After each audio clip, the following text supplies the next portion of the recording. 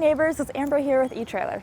If you love adventuring outdoors on your own, you know how important it is to have an RV that meets your unique needs. So today we're going to talk about the best types of RVs for solo camping. Now we're mainly going to be focusing on smaller RVs that are going to be easiest for one person to move around and set up. The first option we're going to talk about is a teardrop trailer. These are going to be really great options for anybody who wants to get out in nature without necessarily having to do a lot of setup work. So these are going to be typically under 3,000 pounds, which makes them really easy to tow with a lot of different vehicles. They're going to fit into smaller campsites and be really great for boondocking, again, with minimal setup. They usually come with, or all of them do come with a bed. They typically have a kitchen area out back. They have some storage.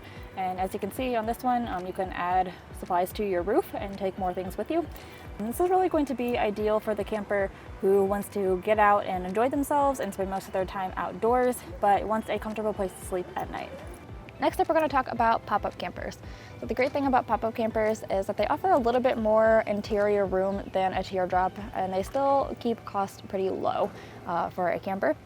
And these are also going to come with a lot more amenities inside, such as an oven or stove. You'll even get a toilet in a lot of them, maybe even some kind of shower or wet bath. So if you want a few more amenities inside your camper, a pop-up might be for you. Now the downside for solo campers specifically is that pop-up campers generally take a lot more setup, a lot more physically demanding setup, and they're going to take a lot more time. So this can be a lot for a single person to handle. The exception is something like what I'm sitting in right now, which is a hybrid travel trailer pop-up camper, and you really just have to raise the roof on this one, and that's really all there is to set up. So that can be a little bit easier if you are interested in a pop-up, but you don't want to have to deal with the full setup of a traditional pop-up trailer. Now, if you're the kind of solo camper who wants a little bit more room than a teardrop trailer provides, but you don't want to have to go through the hassle of setting up a pop-up camper, that's where a travel trailer might be a really great choice for you.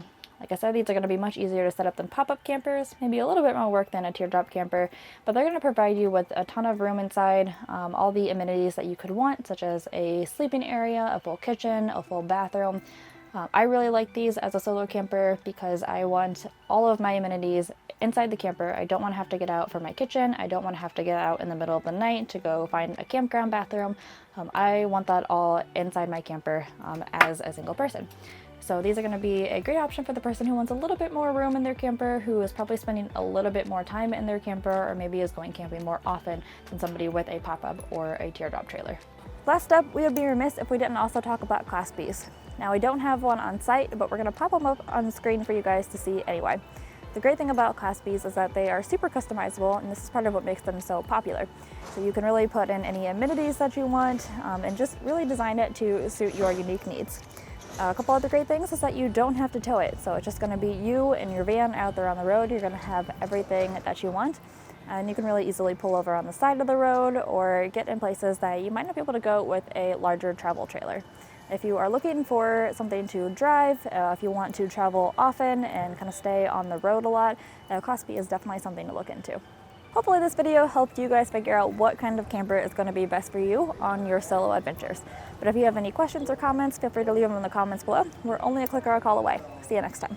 If you guys like that content and want to check out more, go ahead and click up here for a video. To check out an article on this topic, click over here.